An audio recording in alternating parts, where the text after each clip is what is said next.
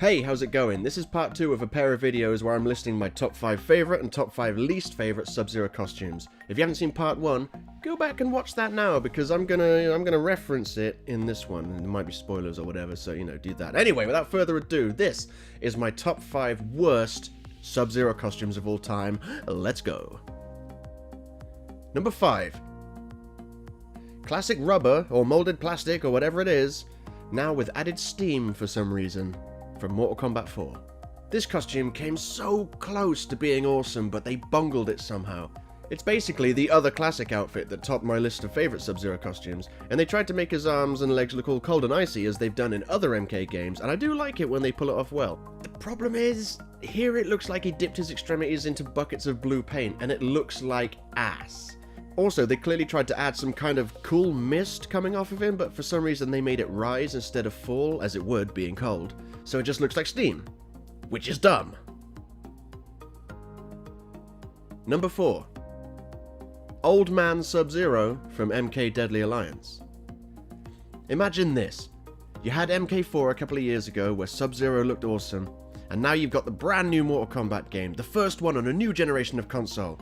Your mind is racing on the way home, wondering if or how they would alter SubZero's design to celebrate and take advantage of the new console's power. And you see Old Man SubZero. My heart sank. Luckily, they had an alternate costume that was much more like the SubZero I know and love.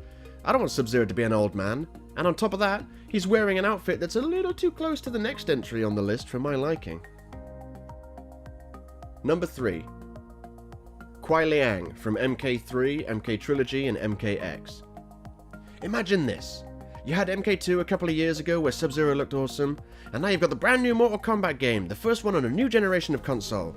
Your mind is racing on the way home, wondering if or how they would alter SubZero's design to celebrate and take advantage of the new console's power. And you see this guy. Gone was the famous mask and tabard outfit, replaced with a pair of braces, or suspenders for my American viewers, and he had a weird red line down his face.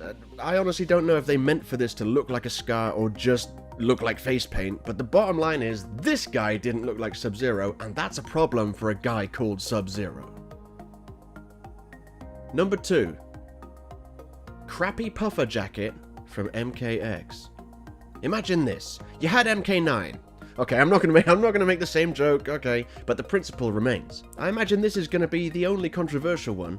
I say that because pretty much everyone I've spoken to on the matter say they love SubZero's redesign in MKX.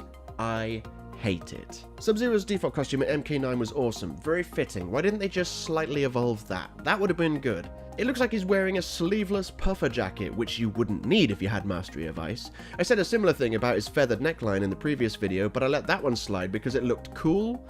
This one doesn't. I can't quite put my finger on why I dislike the face mask. I just do. Maybe it's because it's more subtle than normal? Like they took one of the most defining features of SubZero's design and reduced it to something that doesn't jump out and grab you like, say, the Revenant mask does. Honestly, I would have much preferred a non-Revenant version of this costume to be his default, even with his silly Michael from GTA 5 haircut. But the main reason I'm disappointed with NetherRealm's final decision for SubZero's default costume is I've seen what we could have had instead. I mean, look at this! Look at how cool this looks! He looks like a deadly, intimidating, threatening ninja, not whatever the fuck we ended up getting. Scorpion got an amazing redesign in MKX. Fuck, he looks awesome. And as a SubZero fan, I got this crap. And that's why I'm glad they included the other classic outfit for me to use in MKX, because if you recall in the previous video I said you'll have to watch this video to find out why I'm glad they included that outfit, which was number 1 in that, whatever. And my number 1 worst SubZero costume of all time is the bald ponytail man from MK Deception. Oh no, what the hell is this? What the hell is this? You can say that again, guy whose ass I kicked with Alien that one time. I never even knew this monstrosity existed until I started doing research for this video. Fucking wow, where to begin? Okay, he's bald with a ponytail. Why?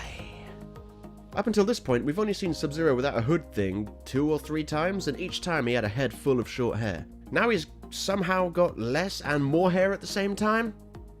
Okay. Next, the dominant color in his outfit is black. Why? The dominant color of SubZero's outfits has always been blue, or at worst, a 50-50 mix of black and blue. The only part of this costume that signifies that it's Sub-Zero is the blue face mask, which looks more like Kitana's than Sub-Zero's anyway. Look at this picture. Both of these costumes are in the same game. It's like the designers were told to make one awesome costume and one crappy costume that has to be unlocked by finding a dumb collectible, because they're always fun. The worst sin this costume commits, though, is that out of all the costumes I looked at while making this video, this one looks the least like Sub-Zero, by a mile, and it's hideous. And that makes it the worst Sub-Zero costume of all time. Do you agree? Do you disagree? Frankly, I don't care, because it's fine. You're allowed to be wrong. That is perfectly fine. Thanks for watching this video. If for some reason you saw this video before the other one, go watch that now. You can see it here. If you were a good boy and saw them in order, I recommend this video. Either way, thanks for liking the video and leaving a comment. It really does help the channel grow. Peace.